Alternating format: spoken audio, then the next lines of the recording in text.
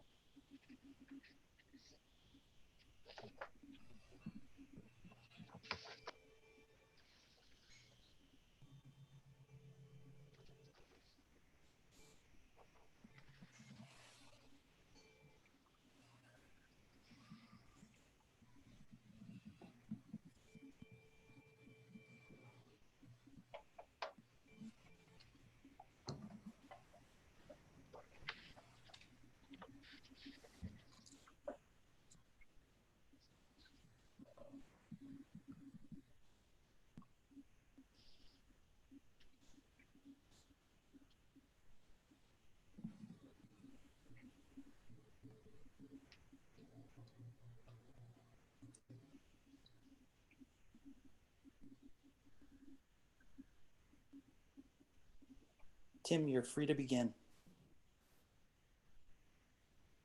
I have to click anything? Nope, you're good. We can All hear right. Good afternoon. I'm Tim Penny, co-founder and vice chair of the Economic Club of Minnesota. On behalf of our board, it's my pleasure to welcome you to our webinar today.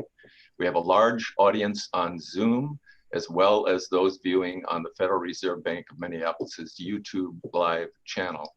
It's my honor to introduce Neil Kashkari, Dr. Mike Osterholm, and our moderator today, Margaret Brennan. I'm going to spend a few minutes on these introductions because I want you to fully appreciate the breadth and the depth of the experience, the expertise that our panelists and our moderator bring to the table. Neil Kashkari took the office of President and Chief Executive Officer of the Federal Reserve Bank of Minneapolis in January of 2016, following a national search conducted by the bank's independent board of directors. In his role, he serves on the Federal Open Market Committee, bringing the 9th District's perspective to monetary policy discussions in Washington. In addition to his responsibilities as monetary policymaker, Kashkari oversees all the operations of the bank, including supervision and regulation, treasury services, and payment services. He's also been instrumental in establishing the Opportunity and Inclusive Growth Institute to promote greater economic equity.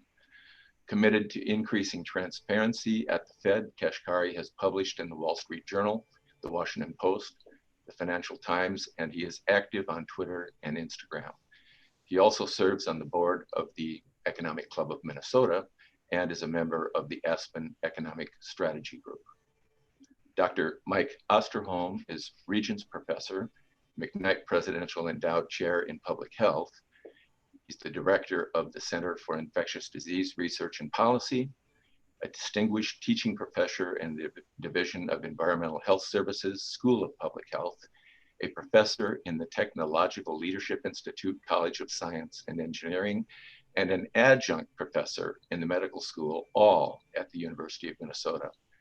From June 2018 through May 2019, he served as a science envoy for health security on behalf of the U.S. Department of State. He is also on the Board of Regents at Luther College in Decorah, Iowa. He's the author of the 2017 book, Deadliest Enemy, Our War Against Killer Germs, in which he not only details the most pressing infectious disease threats of our day, but lays out a 9-point strategy on how to address them, with preventing a global flu pandemic at the top of that list. Margaret Brennan is the moderator of CBS News Face the Nation and is also the network's senior foreign affairs correspondent. Brennan began moderating Face the Nation in February of 2018, becoming only the second woman in the show's 65-year history to hold that role. Brennan and Face the Nation began covering the novel coronavirus outbreak in January of 2020, and the program continues its rigorous interviews with key voices, focusing on the health and economic impact of the coronavirus pandemic. Recent interviews focused on the financial fallout, and they include Treasury Secretary Steven Mnuchin, Bank of America CEO Brian Moynihan, Federal Reserve Bank of Minneapolis President CEO Neil Kashkari, FedEx CEO Frederick W. Smith, and former National Economic Council Director Gary Cohn. Brennan has reported on politics, international affairs, and global markets since 2002. She joined CBS News in 2012 and was named White House and Senior Foreign Affairs Correspondent in 2017. Since 2012, Brennan has been based in Washington and has reported on the Trump administration as well as President Obama's administration. Previously, Brennan covered the State Department, where she reported on major national security stories. Prior to joining CBS, Brennan spent a decade covering the global financial markets. Brennan anchored and reported for Bloomberg Television globally, and also served as a correspondent at CNBC with a focus on the consumer during the financial crisis. With that, I'll turn it over to Margaret. Thank you so much, Tim. And it is great to have two distinguished panelists here, and I love being able to moderate this today in our new reality via YouTube and streaming. I want to start off with you, Neil Kashkari, because we did get another snapshot of what reality is for so many Americans today. We learned another 3 million have filed for jobless benefits. It's about 36.5 million Americans who've now asked for unemployment help in just the past 2 months. From where you sit, do you think we're getting an accurate sense of the amount of economic pain and the actual jobless rate? Well, it's good to see you, Margaret. The unemployment numbers today are obviously very, very troubling. Another 3 million Americans, as you said. The headline unemployment rate that came out last week said the unemployment rate's 14.7%. We know that is understating the true damage because, first of all, that's a few weeks old now, and 10 million plus have filed for unemployment benefits since that data was taken. And then we know that you have to actively be looking for work to be counted as unemployed. And we've been telling Americans, stay at home. So many people who lost their jobs are staying at home following the advice of health experts. They're not looking for work. They're not counted as unemployed. And many, many others said that they still have a job, but they're on furlough. They're home, they hope only temporarily. Unfortunately, the longer this goes on, the more likely those temporary job losses become permanent job losses. And so I think the real unemployment today is around 24 or 25% if you compare where we are today to where we were in February. And that's obviously devastating for so much of the country. One of the White House advisors told me just a few days ago, he thinks we will trough north of 20%, possibly by June. Do you agree with that? I think so. I mean, and whether it's done by June, I think the key is going to be, as we talk about with Mike, how the virus progresses and do these temporary furloughs become permanent layoffs, and how long does that process take? Unfortunately, there's so much that we don't know right now. Most of the news we've gotten in the past couple of months has been bad news, unfortunately. And, it's hard to call the bottom. Doctor, there's a lot of pressure right now on governors and local government to try to reopen the economy to address the pain that we just heard described. From where you sit, do you think we are in an extended plateau of this pandemic? Do you see any reason to believe that it is declining here in the US? Well, first of all, Margaret, thank you for having me, and it's great to be on with Neil, someone who we all on the public health side respect very much for his interface between public health and the economy. Let me just say right from the start, we're only in the second inning of a 9-inning game. This is a situation that will last for many months. It's not going to be over with by the beginning of the summer or the end of summer. If you look at pandemics caused by respiratory pathogens, primarily the ones that in the influenza world, we know that they will march through the world for months and months until a sufficient number of people are infected and now become immune, or until we have a vaccine. We know that vaccines surely would be the perfect answer, but we have to be honest and tell the population out there that as much as you've heard so much about them, it's at least many months off before we have a vaccine. To put this into perspective and to understand, I think in context what Neil was just discussing, today, we estimate that between 5 to 20% of the US population has been infected with this virus. The 20% primarily in the New York City area, the vast majority of the country in the 5% area. For this virus to actually develop what we call herd immunity, where enough people have actually been infected and hopefully develop immunity where we can put rods in that virus transmission reaction, we need to get to 60 to 70%. So when you think about the pain, the suffering, the death, and the economic disruption we've had to date, for 5 to 15% largely, and what it's going to take to get to 60 or 70%, you can understand why I'm saying we're just in the second inning. And I think that's a perspective that if we don't keep, we will constantly come up short in anything we do in terms of response, whether it's trying to prevent the infections or how we respond to them when they occur, or how we respond to the economy. Just the second inning. There's a lot riding on the idea that there could be a vaccine by 2021. But given that there is no effective vaccine really against MERS or against SARS, why do you think that it is a real possibility one can exist in the near future for COVID-19? Well, first of all, when you think of the concept of a vaccine, we obviously come at this from a traditional vaccine standpoint, like childhood immunizations. What we're talking about here is a vaccine that We do have evidence already that people develop some immunity or they wouldn't get better. They do survive.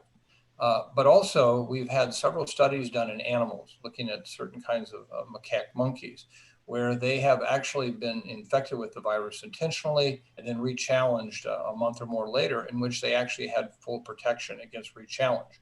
2 different vaccine preparations have actually been put into these same kinds of monkeys and then challenged again, and they were also protected. What we're really concerned about is how long is the protection? What is the durability of protection? Is it a few months? Is it a few years? That could have a big impact. The second thing, though, that we have to understand is not only are we looking at how well that it protects, but we're also looking how safe they are.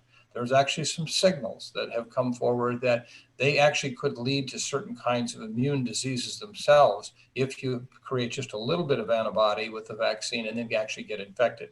So one of the challenges we have in getting a vaccine is making sure it's effective and it's safe, and then making it. So you're right, we aren't going to have a vaccine soon, but I am at least optimistic we have a chance. Neil, you know, for every parent, when they hear about these new infections of things related to coronavirus, get very nervous. On the economic side of things, is it possible to reopen the economy if you're not reopening schools and daycare centers? Well, first of all, go ahead, Neil. It's a great question, Margaret. You know, the economic, we've seen models, we've done modeling here, where schools might be a big transmission mechanism of children passing the disease to other children and then reinfecting their parents. But, you know, how infectious children actually are, it seems as though we know that young people are less vulnerable to the disease than older people, but not necessarily perfectly immune. There are obviously some young people who are getting sick, or we're hearing this reporting out of New York that there are other diseases that kids may be getting that are related to coronavirus. Ultimately, you know, the notion of reopening the economy, it's up to all of us. It's actually not up to the elected leaders when we reopen. It's up to all of us when we feel safe. When we feel safe sending my daughter back to daycare, or taking my family out to a restaurant or back to a movie theater. Ultimately, until we have confidence that the medical professionals and the medical infrastructure really has its arm around the virus with a vaccine or with massive widespread testing or an effective therapy, it's hard for me to see going back to normal as we knew it in January or February. And that means, unfortunately, the economic recovery is going to be more slow. So, Doctor, to that point, I mean, to the degree someone has a choice as to how to, you know, occupy their child with childcare or school, would you advise parents at this point that it is safe by the fall to send their kids to a childcare center or a school? Well, first of all, in public health, we virtually never use the word safe. Safe's a relative term. We would say this is what we know about the risk. Is your risk greater of having an adverse event getting in the car driving to school today than it is being in school? It's that kind of concept. And so in this case here, we don't have much of the information that we still are gaining and need to have to define the risk for everyone. For example, we know that individuals today who develop this infection are much higher at risk of developing a serious illness and dying if they have one of several different risk factors, being a man, being older, having underlying heart disease, having kidney disease, having certain kind of histories of blood cancers or lung cancers, and actually being obese, particularly morbidly obese. That's 40% of our population today in this country. Ironically, being a child, younger, and otherwise not having a health problem are at the very, very lowest risk. But there are going to be cases that will occur, 20, 30, 40, 50. The question is, what is the risk? Every year in this country, between 80 to 120 children die from influenza. We don't stop school. We don't keep kids from school, but yet they happen. So one of the things we're going to have to do as a society is, as just Neil just said, what is our comfort level with all of this? And I would just say it's somewhere going to be between 2 guardrails. The one guardrail is we can't shut down our economy, our world as we know it, for 18 months or more, if that's what it's going to take. That will destroy society, not just an economy. We can't at the same time let this virus go willy-nilly and transmit to at an unlimited level and bring down our healthcare system. So the question you're asking is right in the mark of how I talk about threading the rope through the needle. How are we going to make these decisions? How are we going to decide what's safe and not safe relative to that concept of relative safety? And I think that's the discussion we've not had, and I wish we had. We're far too caught up in partisan bickering and sound bites and press conferences when we need to be having discussions just like this. But Margaret, could I follow up for just a second? Please. Which is something that Mike just talked about, which is, I think, and Mike, correct me, I think it's a key point that we don't know the answer to yet. So one thing is, are kids going to be safe going back to daycare or school? So let's hope they are safe. Let's assume that they're safe for a moment. But are they then still able to transmit the virus within their peers and then back to their families? That's a separate, also equally important question. And I don't know, Mike, if we have great insight into that. The more data we've collected says that they do get infected and they are infectious. Not any more, not any less. With the influenza world, we know that kids are highly infectious. They are little walking viral reactors out there. That's not the case here, but nonetheless, they still are infected and infectious. And doctor, what difference does it make if masks are worn? Does it change that calculus? Well, this is a real challenge for us because it's as much an emotional issue as a science issue. We have increasing data today to support that this virus is transmitted in a very big way by aerosols. If you and I are just talking right now in these respective rooms, we are filling this room with aerosols. In fact, there's a paper just published today that actually really shows that very clearly. Mm-hmm. These are the tiny little things that you see. Next time you see the light coming through the window in your home and you see all that dust floating, you say, oh my, I have a very dusty house. Those are actually aerosols. And so the problem is the masks we need to stop aerosols are actually what we call the N95 respirators. They're not only a material that can block the virus coming through, but they're also tight face fitting, so there's no leaks.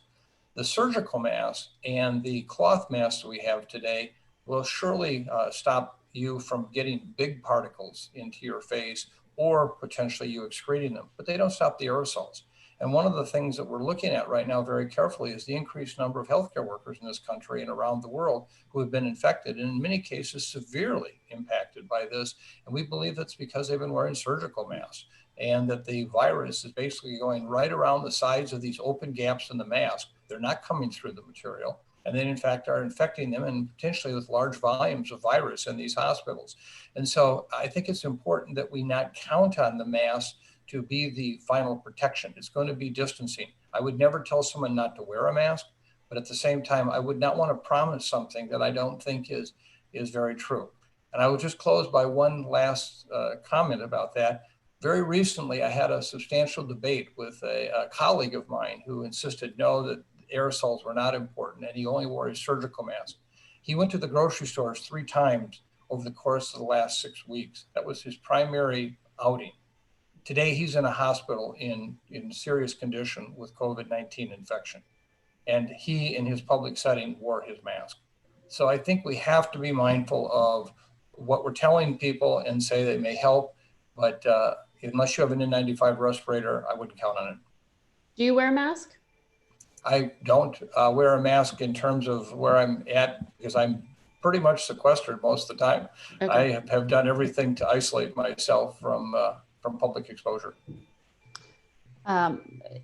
Neil, I mean, as an economist, I have to imagine it's pretty frustrating to not be able to look at any kind of uniform data set. And the doctor just raised another sort of question in what is reliable in terms of even just one of the things some governors have ordered their residents to do, which is to wear masks in public. From where you sit, would it be better public policy if there were uniform guidelines across the board so that each state was going by the same set of rules and that it would allow for some kind of uniformity in data collection? I think so. I mean, I think with the best expertise that we have available, you know, this is like we're in the equivalent of an economic war or a health war. And in your war, oftentimes I think you don't have the luxury of the data that you'd like to have. And you have to make decisions with the data that you have. And I think more standardization, I think, would help. One example, the White House a few weeks ago put out guidelines to reopen different states if they can see certain thresholds. I compared those guidelines to what I hear from Dr. Osterholm and other health experts, and it seemed very sensible based on the state of the science and the knowledge today. You know, but states are reopening, not meeting the guidelines that the White House has set. Here in Minnesota, we're relaxing our social distancing. We're reopening our economy, and yet our cases of COVID continue to climb. Our cases of hospitalizations continue to climb. Our cases of going to the ICU continue to climb, and our cases of deaths continue to climb. So one thing is to have the standards. Another thing is to actually follow the standards. And it doesn't strike me that most of the country is even following the standards that either the White House or the CDC has put forward. Well, that's incredibly frustrating, I'm sure. I mean, for the data set that you are seeing, you know, one of the things that the Federal Reserve Chairman said yesterday that certainly was stunning to me was that point he made that 40% of households making less than $40,000 a year lost a job in March. I mean, it's just underscoring again and again that the most vulnerable during this time period, when we can socially distance to have this conversation, a lot of people can't, if they even have a job still. What can be done to offset this immediate pain? Is there anything the Fed can do for those individuals, or is that entirely in the hands of Congress? Unfortunately, it's in the hands of Congress. As the chairman said yesterday,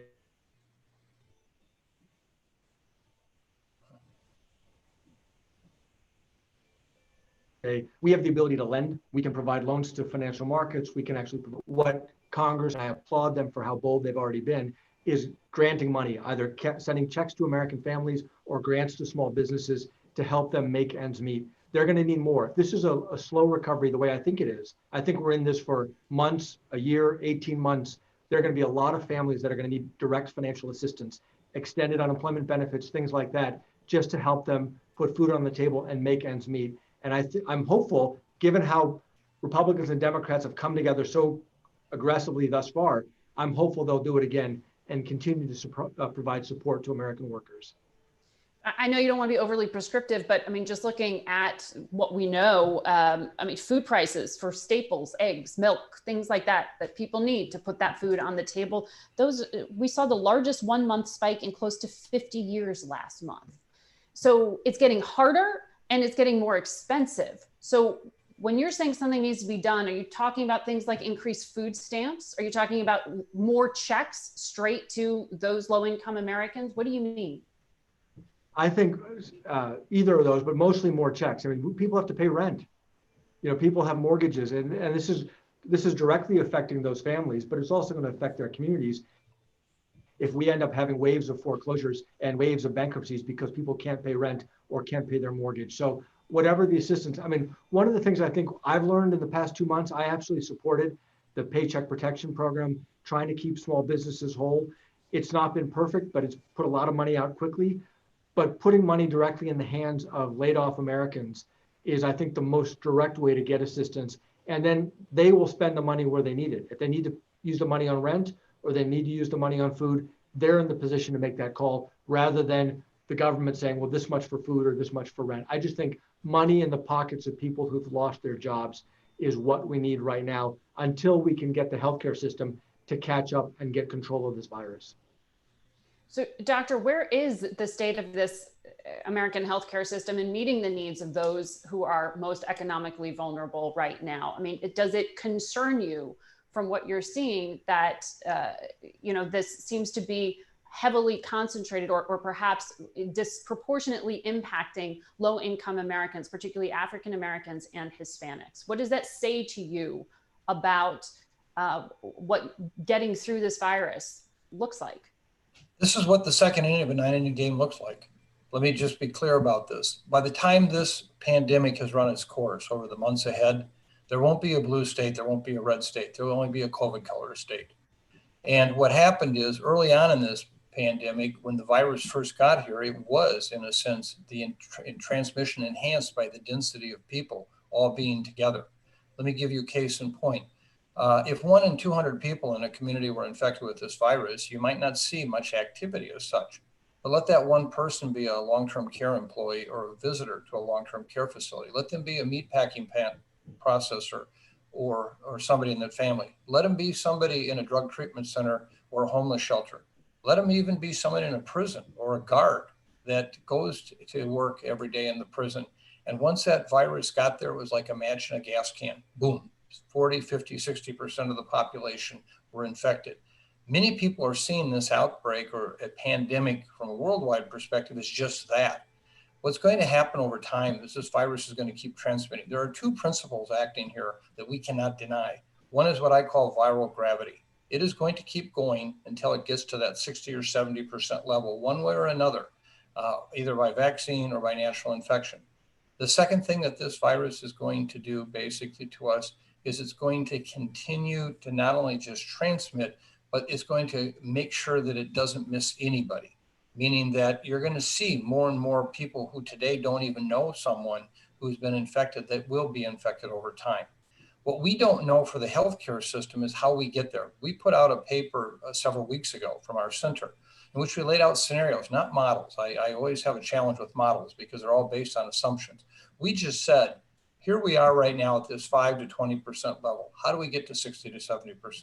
Well, if this is like an influenza pandemic, every one of them had a major peak 6 to 7 months after the introduction of the virus, meaning that if you look much larger than anything happened with the first wave, like we're seeing now, we could have a situation of in like 1918, everything we've seen to date will be considered minor activity. Imagine telling someone in New York right now, you've only had minor activity. Remember, in New York, we're talking no more than 20% of the population infected. That leaves us with another 40 to 60% to be infected. So I think the challenge to the healthcare system is it's going to be that kind of a model where suddenly one day there won't be a healthcare system anywhere in the world capable of handling that big peak? Or will it be just a slow burn? Will we, as a coronavirus, we don't know, will it continue to just occur like it is? And hopefully we can stay under what I call the case cliff, where we overgo the capability of providing healthcare? Or will it be a series of peaks and valleys? We don't know. But what we have to understand, whether it's from public health, from medical care resources, from the economy, this is not going to get done soon. And it's going to keep coming back and back and back. I unfortunately promise you, Margaret, you will be doing a show on Face the Nation a year from now on this very issue. And no doubt we will be tracing the impact for years to come. But just I want to understand you fully here. You know, in testimony today before Congress, a whistleblower, Dr. Rick Bright, who ran BARDA, one of the agencies working on vaccines, said that our country could face the darkest winter in modern history. Is that hyperbole? Is that what you're predicting? I'm not saying it's going to happen. I'm saying it could happen. We don't know how we're going to get from here to that 60 to 70%. If this is like an influenza pandemic, we could very well see cases begin to actually decrease over the course of the next few weeks to months. And I know people will celebrate that and say, look what we've won. In fact, that may be Mother Nature playing the cruelest trick of all by saying, just like it has in every previous influenza pandemic, it goes away and then all of a sudden it comes back with a vengeance. We don't know why, we don't understand it, but it happens. And it has happened at least 10 times in the last 250 years. So I think the challenge we have today is laying out what are the possible scenarios. If I had come on your show 6 months ago and read you the chapter in my book, it would read just like today, and you would have dismissed me as a crack. You would have said, you know, this isn't going to happen. Now we're here. Now use continue creative imagination to figure out how we're going to get out of this. What's the end game? And again, that's a possibility. We could see a huge peak that could be devastating beyond anything I could otherwise imagine. We could see it just continue to burn at this level like this for months. But the bottom line is going to do something. And that's what we need to have a discussion of. How are we preparing now? What are we doing now to get ready for that? And we're not. We're having a debate of whether we should be opening up today or not, which is not unimportant. If you're one of those unemployed people, it's not unimportant. It's very important. But we need to have a much, much higher level discussion than we're having right now. Neil, Congress is basically arguing over the timing of trying to do something more on emergency aid, phase 4. The White House says they can wait until June. What is the cost of waiting? Well, I think, again, the one program that is working, it's not perfect, but the one program that really does seem to be working is the unemployment system is getting money out to people who lost their jobs by people filing for unemployment claims. And I know there have been some, Florida has its own unique challenges, but for most of the country, the unemployment system is working. Here in Minnesota, it is working. Checks are getting out to people who've lost their jobs. And Congress provided those increased payments, an extra $600 a week, and that's through around July. So to me, when looking at the landscape of different things Congress could be doing, given how painful this is for families, I think the most important money that is going out is the money that is going right to laid off workers and right to families. So I personally feel like Congress has a little bit of time because those extra unemployment checks are still out there. They're still getting processed through June and through July. But we can't let there be a gap because people have rent that they need to pay. They have mortgages they need to pay. They have food they need to buy. And as you said, Margaret, in some cases, food prices are going up because there are supply shortages across the country. And so, there are a lot of things. I think I haven't not yet studied the House bill that they just introduced a couple of days ago. I think it's very complicated. I've understood it. There's a lot in there, but I'm focused on what puts money in the hands of families that are most directly affected. And just as you said, you could not design a virus to more acutely target the most vulnerable and the lowest income Americans. And that's what's so devastatingly unfair about this. And we need to do whatever we can to get help to them because they didn't do anything. This isn't moral hazard. They didn't take some foolish risk. It's just a natural disaster that's unfairly targeting the lowest income part of our population. And doctor, what is the healthcare solution for those individuals when there is a vaccine? Do we know anything about how it would be distributed, how widely available it would be? Well, one of the real challenges we're going to have is, first of all, doing the research and development to get a vaccine, find that it works. But you have put your finger on a very important issue. And that is, well, who makes it, where do they make it, and who gets it? There are 8 billion people who are going to want this vaccine overnight. There's no way with years of production and administration we can do that. Even just this morning, one of the French vaccine manufacturers that made note that they were going to make the vaccine for Americans as part of their operation here. And Sanofi. as you saw, the French government has already responded with some very terse language about what's going to happen. We don't have a clue right now which country or countries might actually find a vaccine first. Might be the Chinese. It might be here in the US, it might be in Europe. And when that vaccine's available, I don't think it'll be the only one that'll come forward. But in fact, it will mean somebody's gonna have to make choices between who gets it in what country, what are the risk factors. I mean, let me just give you a case in point. I would tell you right now, if I had to target it to one group in the United States, I would target it to healthcare workers right now. They are dying working on the front lines.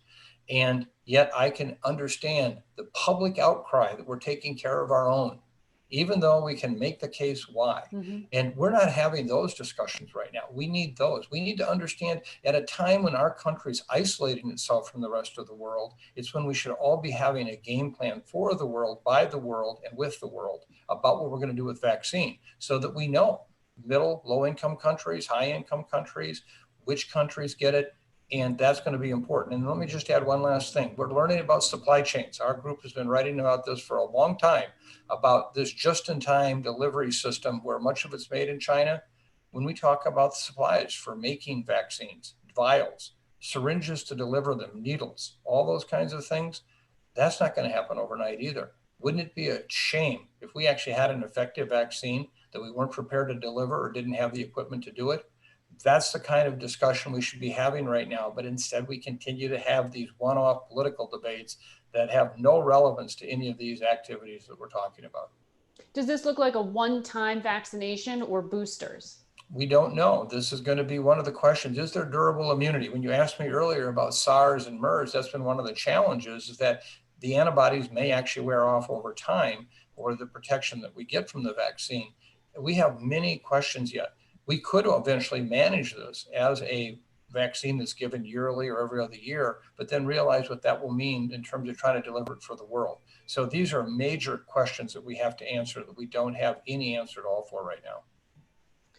And Neil, I remember talking to you a few weeks ago, and you were very clear that any predictions, looking at all these pieces, make a V-shaped recovery, a bounce back, next to impossible. Given that each state is somewhat dependent on how aggressive their own governors are or their own mayors are in deciding public policy around this, is this just a sense of, 2 steps forward, 1 step? I mean, are we just getting jerked back and forth? Is there a recovery that looks like any kind of letter in the alphabet at this point? I think a V-shaped recovery is off the table. Everything that we've learned in the past few months or in the last few weeks since you and I last spoke, Margaret. Unfortunately, the job losses continue. Some of the temporary furloughs are becoming permanent job losses. And as you see small businesses, even here in Minneapolis, we've seen restaurants who've already announced, we're not reopening, that it's just too hard, we're just gonna close up. That's what makes this a much longer, harder recovery. Just think about the coffee shop or the restaurant that goes out of business.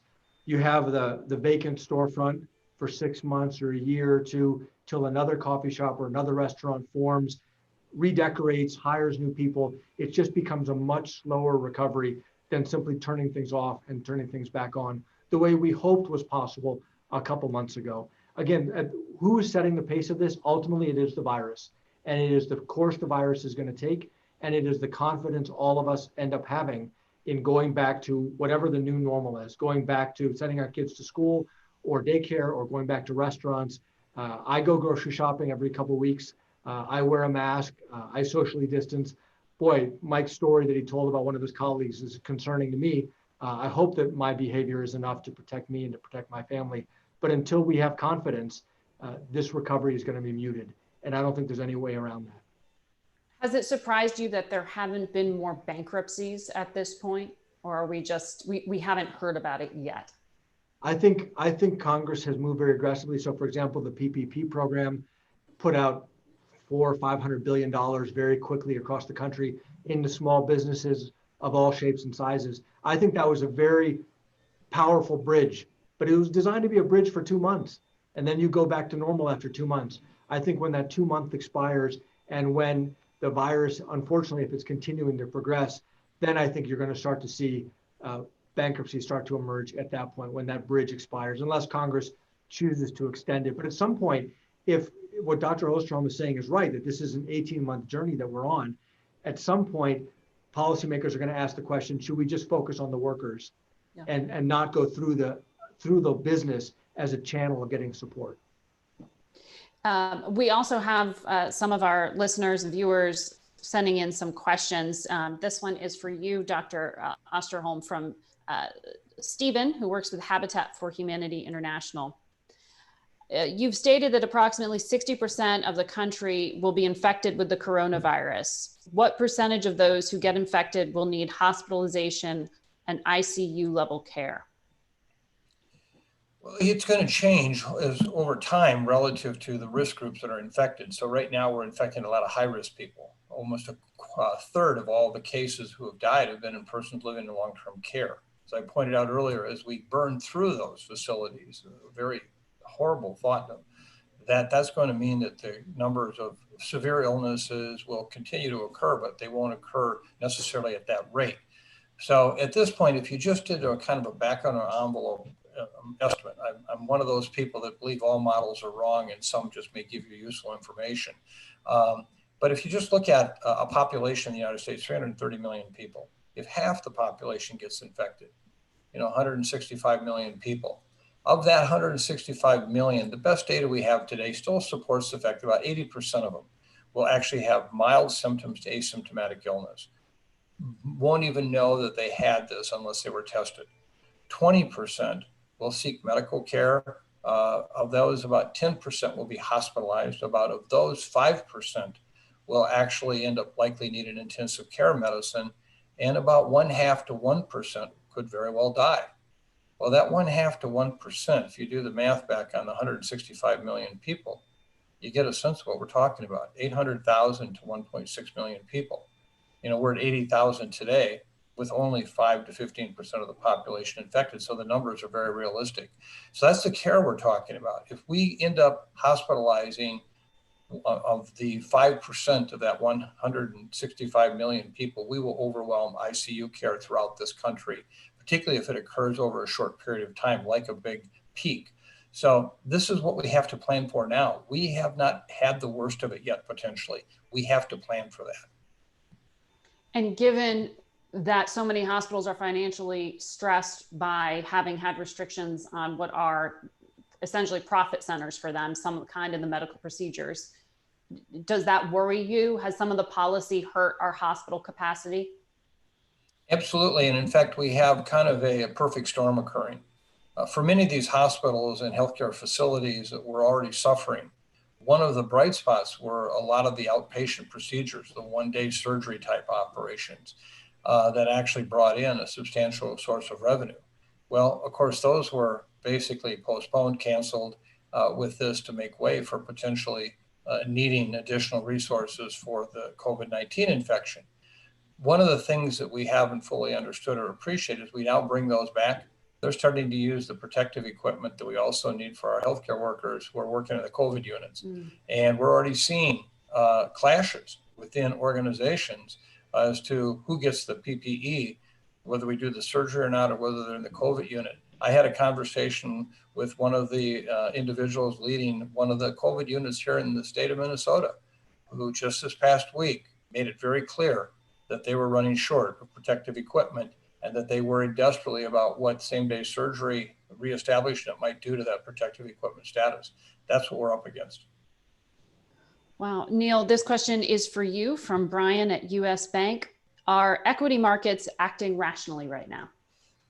Well, I think equity markets have bounced back because in early March, when this really started to break out, there was risk that there would be a financial collapse.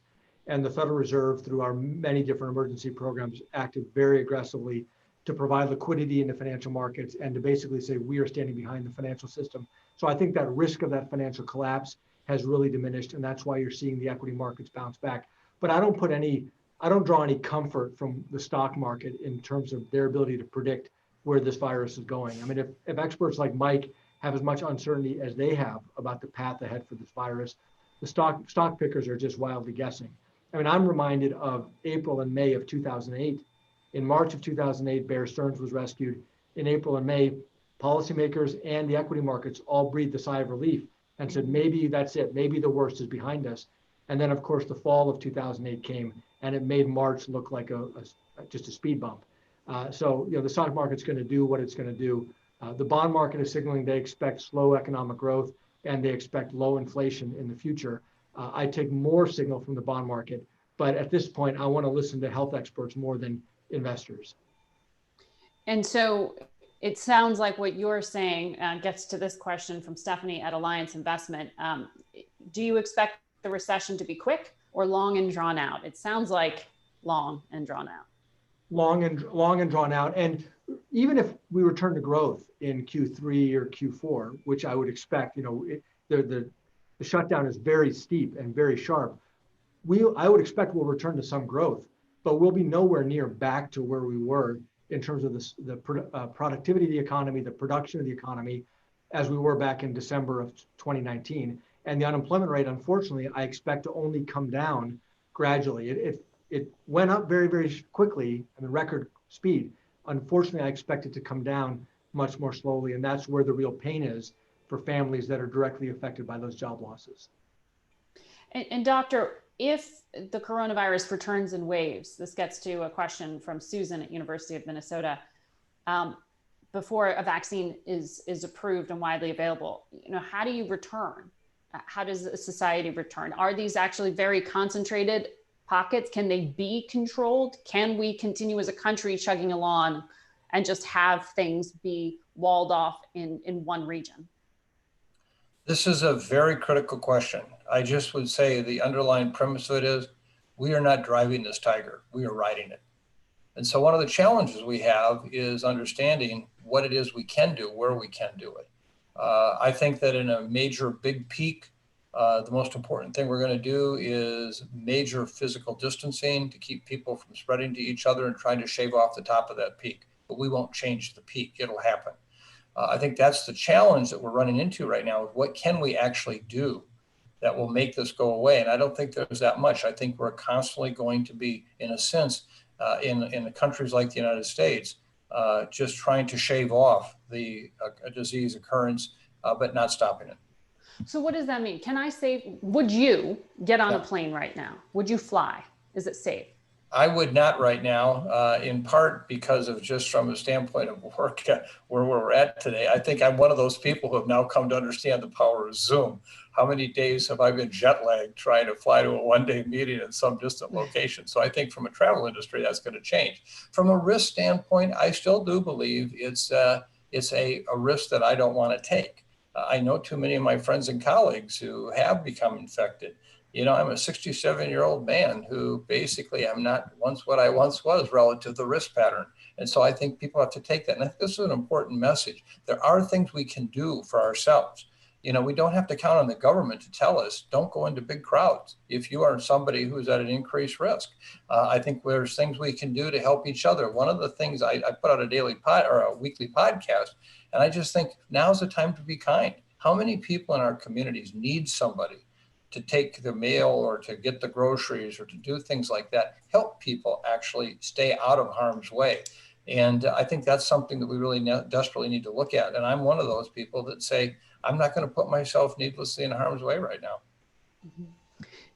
Neil, you've talked about it's kind of all up to us as consumers, and certainly they're the engine of the economy. But given how many industries are reliant on that confidence being restored, is it only logical to assume that we're going to have to continue to see federal bailouts of industries or federal rescue for industries like airlines?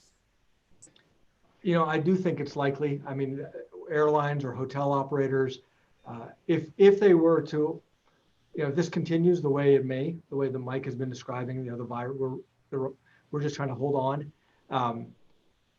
If you allow a lot of industries to go through bankruptcy, you end up destroying some of their productive capacity. It's not simply that you're changing ownership. There are, you know, people get fired, expertise goes out the door when people get fired and laid off. Partnerships get destroyed between different businesses. There actually is a destruction of the productive capacity of the U.S. economy if we have waves of small or large businesses going through bankruptcy. Now, that doesn't necessarily mean you wouldn't have any right sizing. I mean, could one debate, you know, how many airlines the U.S. economy needs, how much consolidation there needs to be. We do need to have an airline industry. We are going to need to travel again. Is it going to look exactly like it looked like in 2019? Probably not. Same thing with hotels, you know, and so on. I mean, I don't know, for another example, I don't know who's buying cars right now. You know, I've got to believe the auto industry is severely hurt by this. I'm barely driving my car. So, you know, we have 2 cars. We barely take them out of the garage now. So our use of these vehicles is dramatically diminished. So it's affecting wide swaths of American industry, but we do have to make sure we preserve the productive capacity of our economy. And that's, you know, it's uniquely Congress's ability to do that. Uniquely Congress's ability. So what jobs do you think exist on the other side of this? I know we don't even know where the other side is at this point, but, you know, Eric Schmidt that said to us this week on Face the Nation that he thinks about 10 years of change has happened in 2 months. Well, I think, you know, as Mike just said, I mean, I think we're all learning the power and the convenience of some of these online technologies. Our own bank here at the Minneapolis Fed, we have about 1,100 employees. 95% of us are working from home full time, and we're able to do that effectively. I do think things are lost, that it's not the same being able to be in person with your colleagues sitting around a conference table. So I do want us to get back, when it's safe, back to normal. But I think our minds are now open about other ways of doing work that could be effective, and maybe it ends up being some kind of a hybrid. Just think about education. How many families' lives are turned upside down because their kids are not in school?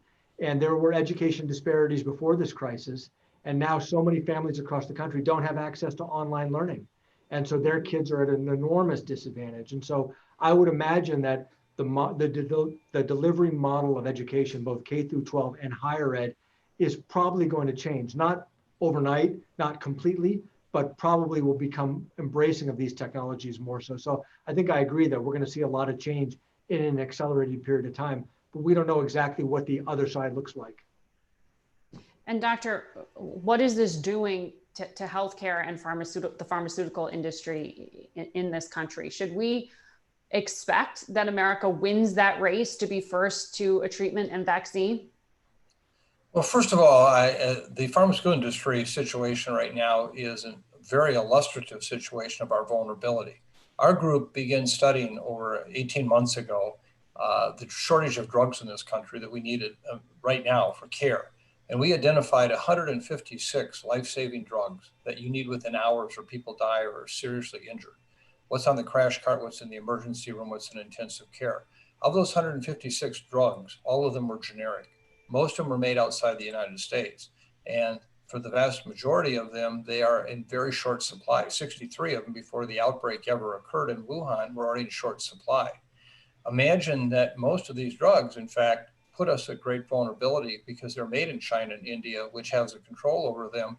And even our own Defense Department gets those drugs for its members from those same sources. And so we have a vulnerability there. And we're tracking, for example, in this country, just let me give one example.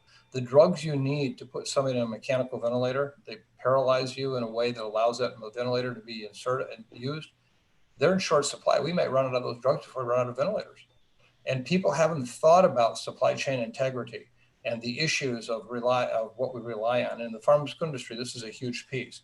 Hopefully this is going to cause us to have a new understanding of what is critical services and products and how do we have access to them, where they're made. I would just add that ironically, besides China, which is the major source for these, the other area in the world where we got a lot of antibiotics from for the United States was the Lombardy region of Italy, the other area that got hit during this pandemic. So it just shows you the vulnerability that we as a world have for what can be a global or even localized impact. And what gets the industry to change that? I mean, can you swiftly change that supply chain? Well, I think this is another one of those discussions that are surely a combination of public policy, business, economy. I just would point back, I was very involved with the 2003 SARS outbreak that occurred around the world. At that time, you know what? No one talked about supply chain challenges, even though it was centered in China. That's how much our world has changed between 2003 and today, where today, since that time, supply chains, manufacturing, critical goods, services coming out of China are absolutely critical in terms of what we do today. So we've had this rather rapid evolution of changing worlds of manufacturing that are important to us. And now we're going to have that discussion.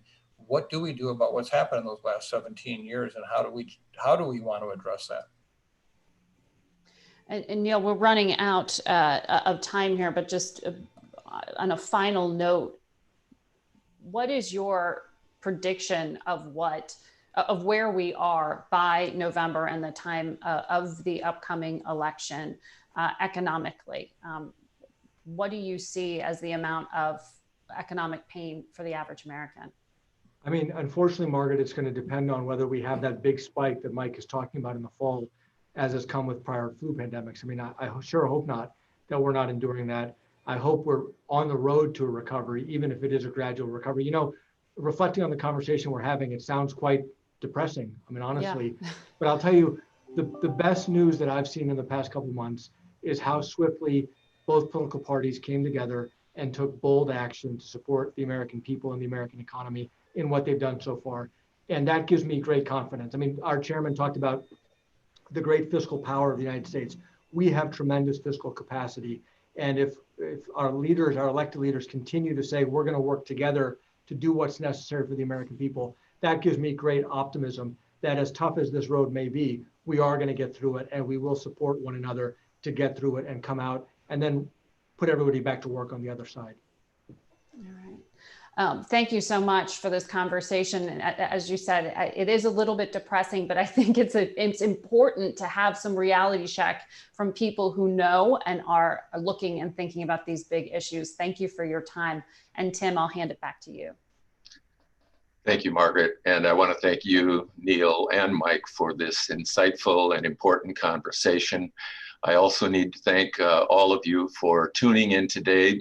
This is the Economic Club's final event for this season, but please mark your calendars for Friday, September 18th for our 2020-2021 kickoff event. It'll be titled The Future of Work and Business, a Leadership Discussion. So stay tuned for more details on that upcoming event. Keep up to date by watching our website and following us on Twitter and Instagram. Oh, Twitter and Facebook. Shows you how technologically advanced I am. And keep up to date by following the Federal Reserve's postings as well. So thank you all for attending today, and we'll see you one way or another in September.